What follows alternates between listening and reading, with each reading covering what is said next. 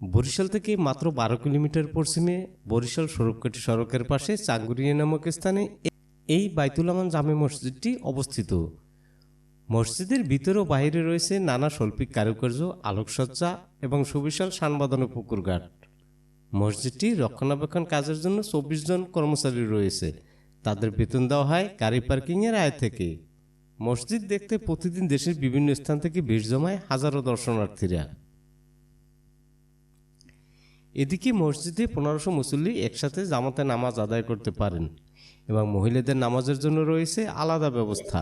Oh, it was very interesting to me seeing this mosque and being there because of, it's something very peculiar in Barishal. And then it's fine because when you're here in Bangladesh, you meet a lot of people, but it's so welcoming, so kind, and that's why I like. আমি এখানে কুমিল্লা থেকে আসছি। আমি এর আগে আসছিলাম মসজিদ দেখতে, কিন্তু অত্যন্ত সুন্দর একটা মসজিদ। আসলে বাংলাদেশের ভিতরে আমার মনে হয় এটা অদ্বিতীয় মসজিদ নির্মাণ করেছে।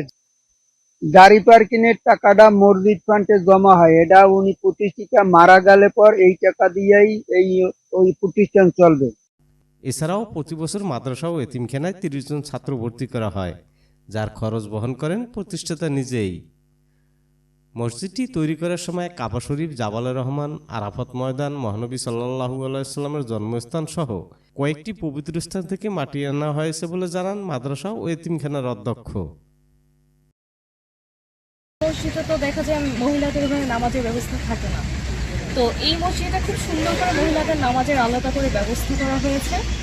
প্লাস হচ্ছে যে মহিলাদের অজুখানা আলাদা করে করা হয়েছে, which is very well clean. So overall মসজিদটা খুবই সুন্দর। মসজিদের ভিতরে এবং বাহিরে পরিবেশটা খুবই সুন্দর, মনোমুগ্ধকর এবং দেখার মতো।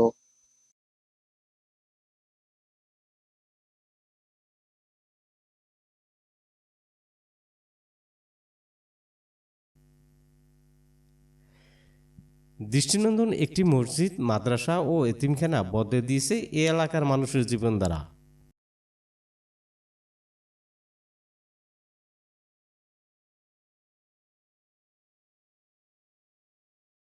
বাইতুল আমান জামে মসজিদ সামনে যে ছোট যে স্তম্ভ আছে, প্রথম যে গেট থেকে ঢুকতেই পশ্চিম সাইডে ওদিকে বিভিন্ন জায়গার বাগদা সৌদির মাটি আছে, মুজদালিফার মাটি আছে, ইয়ারউদ্দিন খলিফা রহমতুল্লাহ মাজারে দুইটা তাবিজ আছে, মদিনা মুনাওয়ারার মাটি আছে, বিভিন্ন জায়গার আরো অনেক জায়গার মাটি আছে।